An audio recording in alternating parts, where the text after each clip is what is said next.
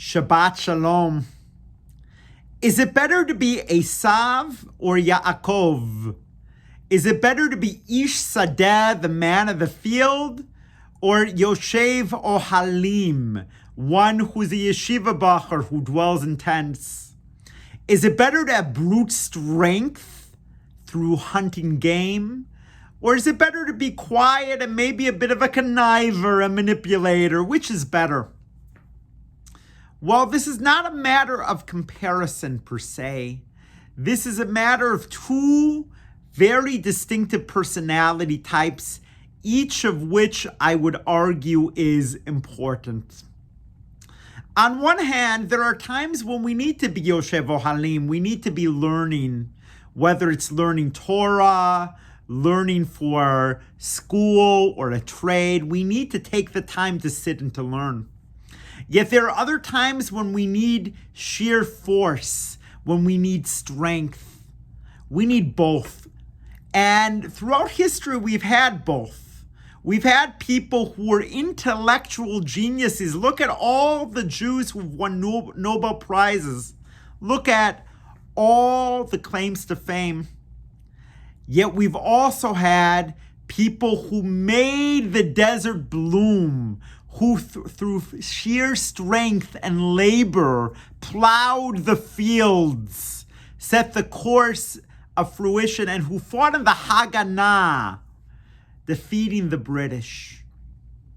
Shaul Chernikovsky actually writes in Lenochach Lepesel Apollo, in front of the statue of Apollo, that he wants the old Jew of the Midbar, the Jew of strength, not the Jew who's tied down into tefillin by the rabbis.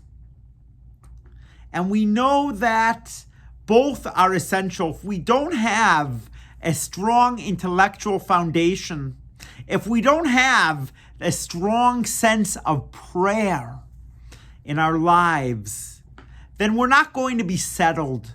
We're not going to be balanced.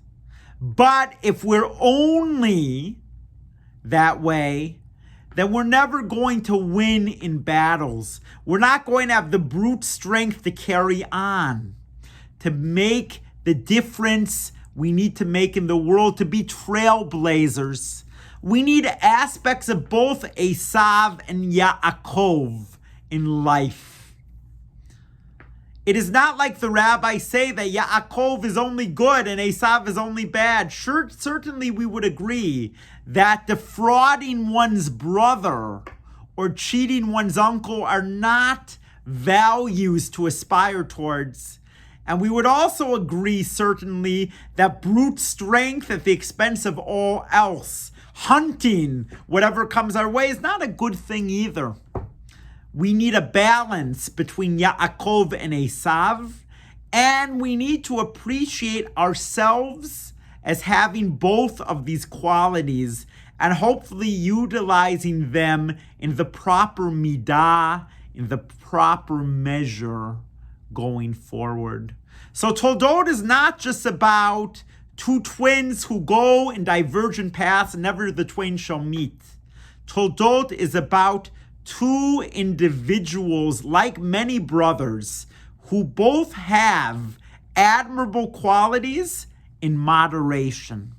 And we need to take the best of Yaakov and the best of Esav and apply each of them into our lives.